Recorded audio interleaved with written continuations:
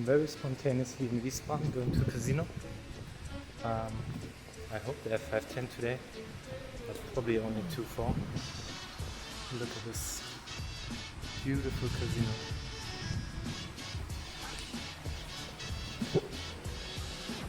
Look at these buildings.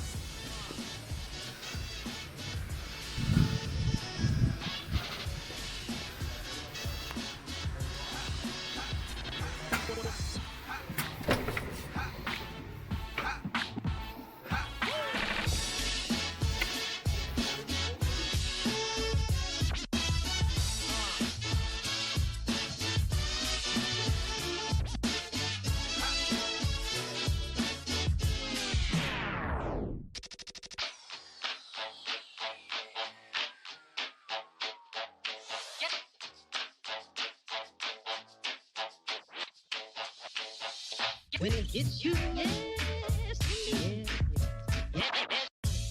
When it hits you, yes, yes, yes, you shall. When it hits you, yes.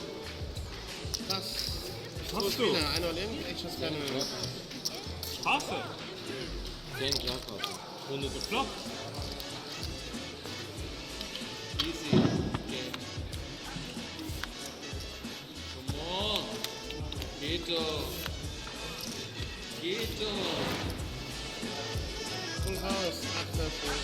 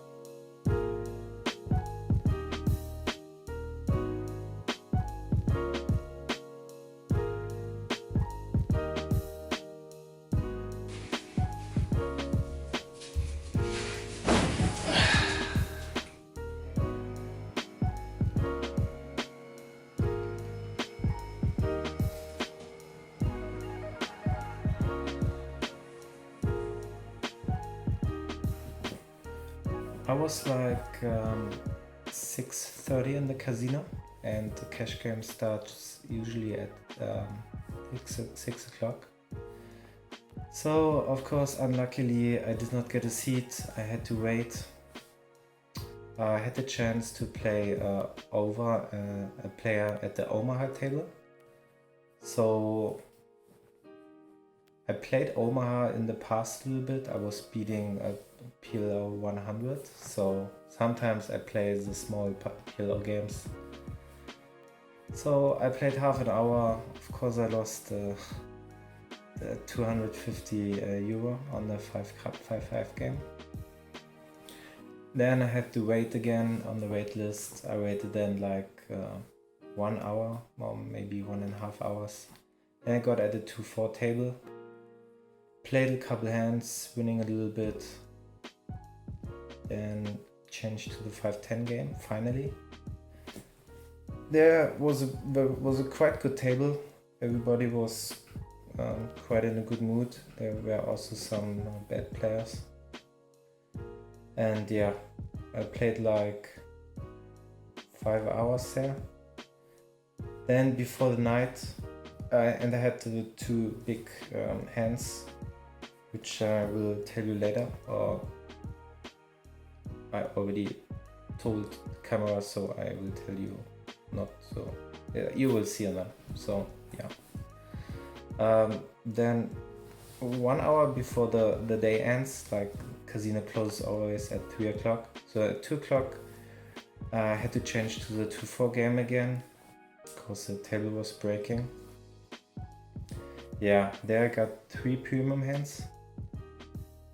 and I made like minus 1k with the 3 premium hands. This was very unfortunate. Yeah, but this table was more amazing. There were so much limping and straddling.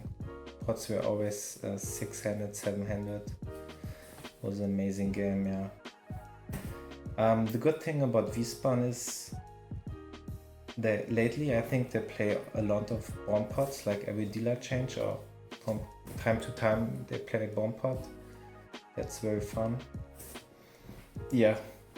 What's not so fun is that it's a German casino. Yeah, but I will tell you the main hands now. So it's already the next day. From the next day, so already it's 2 o'clock in the night. So there were 2 interesting key hands I want to tell you.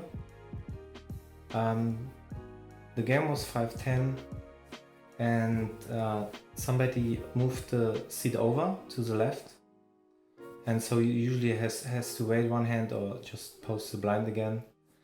So, but he didn't want to wait, so he just straddled, and because he was under the gun, he could. So he straddled to 20. So then somebody limped a tight rack, and the fish also limped on the button. The rack was in early position, mid position-ish. I have in the small blind Queen Jack of diamonds, and I raised to 110. And then the straddle re-raised to 360.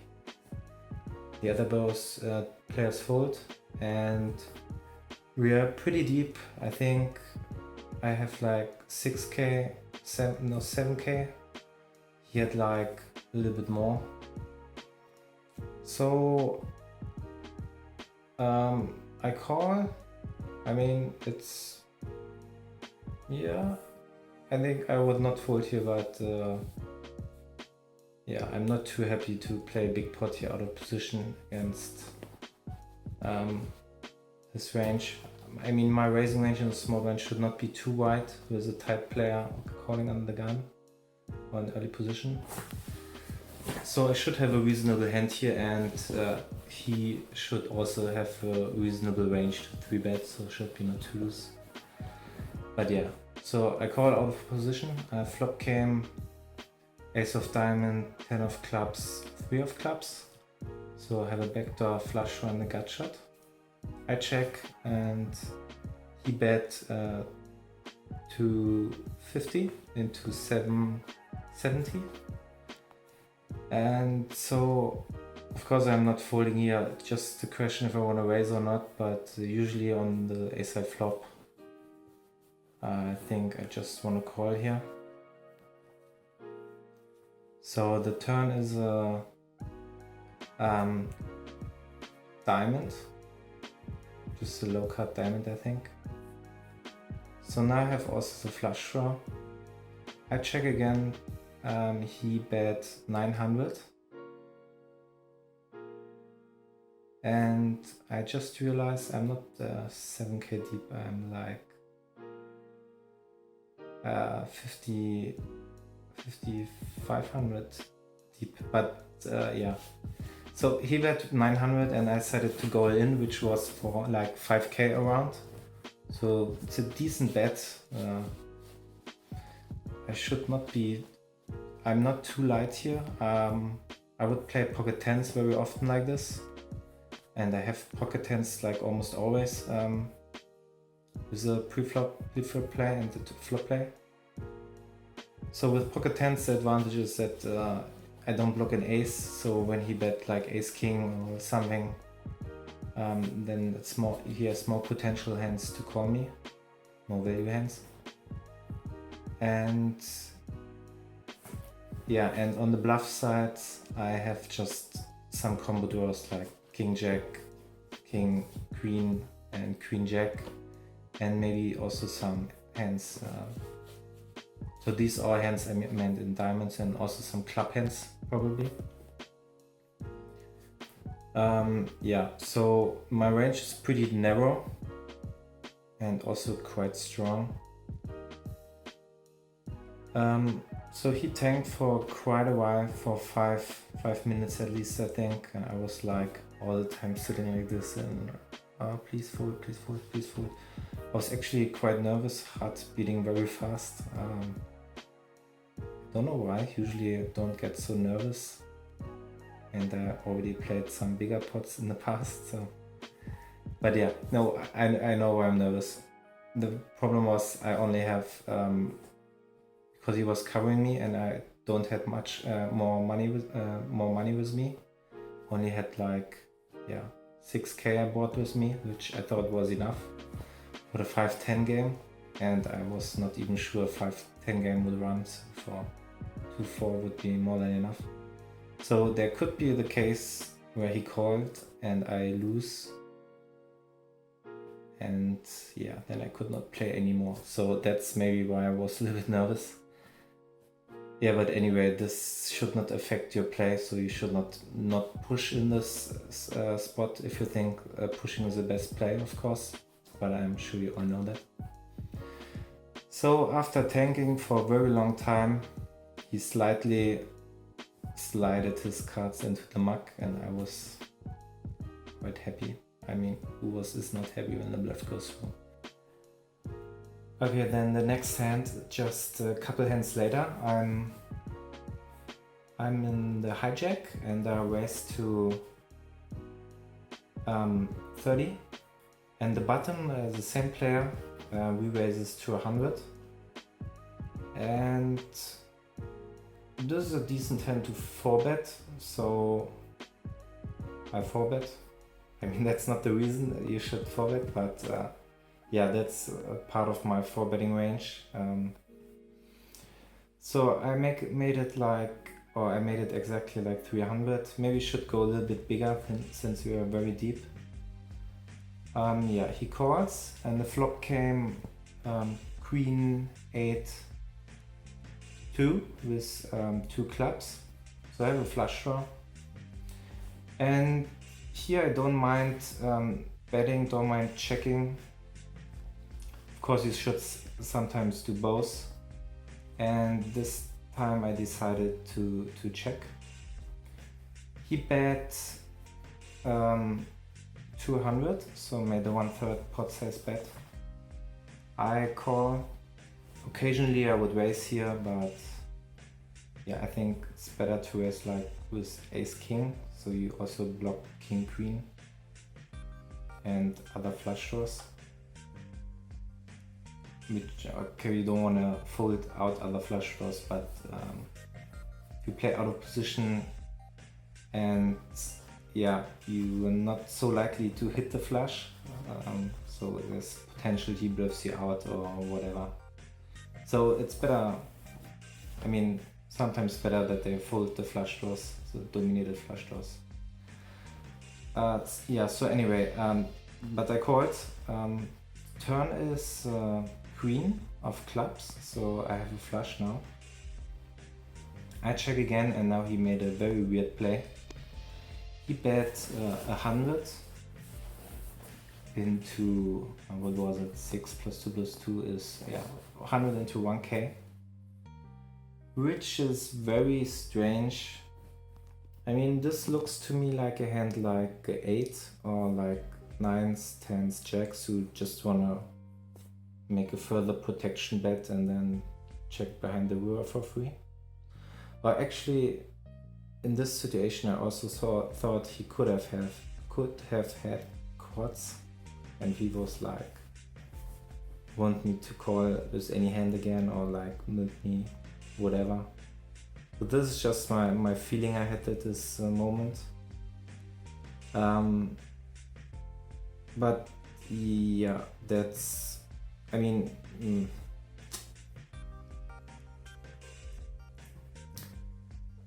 yeah, this feeling does not affect my general plan or my game plan or my just actual play so much. But it's a thing I keep in mind while playing. So because the feeling you get is usually also based on some just reads or tells or just tendencies you cannot explain, but your your brain is just processing while you're not aware of it. So don't forget about these things. I raise, I want to get the value from Queen X, if he has that maybe, or he has like, yeah, the pair set Jack Jack or whatever. He might call it again, or probably he will when he have a club. So I made it, I think 800 I made it. He quite quickly called. Yeah, the river is a blank, and at this point I had a very loose image. I got a lot of good hands. So I definitely think he could look me up quite light. So I decided to go in, make a slight overbet. This was like, I'm not sure, 3,500 or 4K into 25K, 2,500. Yeah, something like this. He tanked for a little bit, not too long, and he decided to fold. So after the hand, or a little bit later in the evening, we talked about the two hands.